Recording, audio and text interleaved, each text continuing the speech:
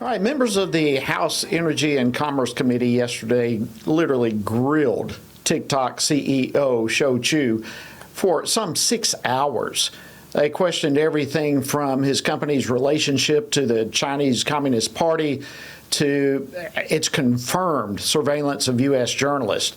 And his answers were so evasive, often misleading answers, and quite frankly, he left a room on both sides of the aisle full of skeptics as to just where this whole thing is going. In fact, some were wondering if it's time for a national ban of TikTok, which currently, by the way, has about 150 million monthly active users here in the United States. Well, joining me now to discuss this and more is U.S. Representative Tim Walberg. He serves on the House Committee on Energy and Commerce, as well as the Committee on Education and Workforce. He represents the 5th Congressional District of Michigan. Congressman Walberg, great to see you. Welcome to the program. Well, it's great to see you, Jody. And let me hasten to say we miss you. Well, thank you so much. And by the way, Congressman Walberg, like myself, was a pastor before going to Congress, and he and I always had a great relationship in many regards, but certainly from that. So thank you for your stance on the word as well as your stance overall in Congress. Congressman, listen, I just completed a discussion with Congressman Randy Weber about the Parents' Bill of Rights. And before we get to TikTok, I understand that you authored a significant provision in that piece of legislation that passed today. So quickly tell us about that. We did, Jody. It was we call it the Respect Kids Act. And it was a standalone bill. We felt that it should be part of the Parental Rights Act. And I think you understand me, Jody, that to say parental rights is tough for me to say because I don't think government gives parents rights. That came from God. That's what our responsibility is.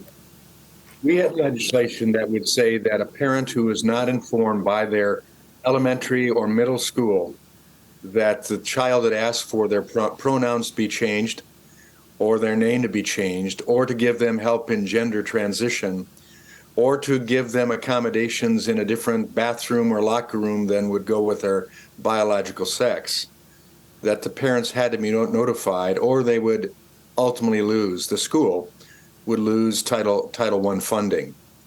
That's thought awesome. It was a valuable point to put through. And we did get it out of committee and into the bill as the package, as an amendment. And so that is part of the parental rights legislation that passed the House today. That is fantastic. Thank you for your leadership on that. Greatly needed. And, this whole thing is just so much common sense. It's stunning to me how the Democrats oppose it so with such emotion and passion. If we can shift gears, though, I do want to talk about the hearing yesterday, the TikTok hearing with the CEO, Shou Chew. And how he dodged so many questions, or he gave extremely evasive answers. For instance, he wouldn't even say with 100% certainty that TikTok could resist orders from the Chinese Communist Party if they were to invade Taiwan, for example. Would TikTok be boosting pro-Beijing content? He just evades these kind of questions. There were so many questions about the Uyghurs and the decline to answer these type of atrocities taking place in China. So just give me your overall 30,000-foot view of the hearing yesterday.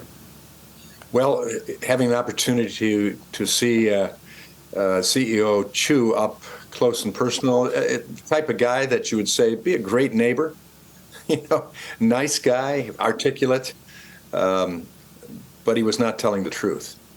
And when you have 150 million people who are subscribers to and users of TikTok, the impact that can have in a country, even if it were just a normal American-produced platform, is tremendous. The type of impact it has on young people's lives, it has on suicide and gender manipulation and all the rest that can go on through there.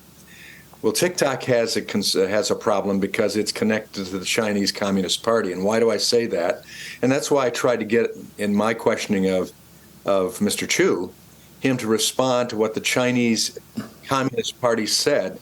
In fact, a representative from the Commerce Department over there said that no way could a sale or a transfer of a Chinese affiliated company take place outside of the Chinese law, which meant it couldn't take TikTok, that is under the auspices of a Chinese company, and move it to a wholly owned American company.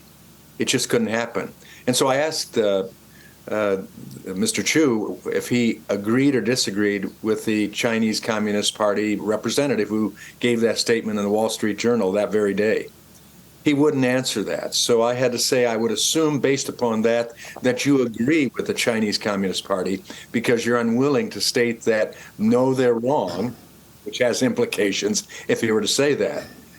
But if that is true, what China is saying about a company like TikTok, then we need to be concerned. Their algorithms, Jody, the algorithms that they have in place rival anything of any platform in the world today, in fact, go beyond.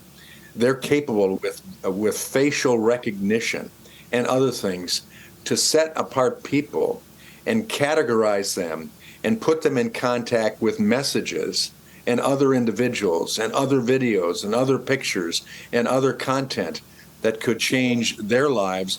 And China understands that America will be beat, if we're going to be beat as a world power, from the inside. So if you can divide this country and you can do it on a social media platform like TikTok and do it so well that you can pick out people and what they're interested in, move in that direction, wow, that's dangerous to the health and Congressman, safety. we've got about 30 seconds here left, and let me just ask you this: you're bringing some phenomenal information. Do you consider TikTok a national security risk? I do, and that's going to be tough. We'll have to educate the people, and what you're doing is helping that. Educate people to understand this is not just a benign social media platform that guys like me don't understand, and my grandkids do. Absolutely. This is a Representative Tim Walberg, thank you so much for joining us on Washington Watch. An honor. Thank you.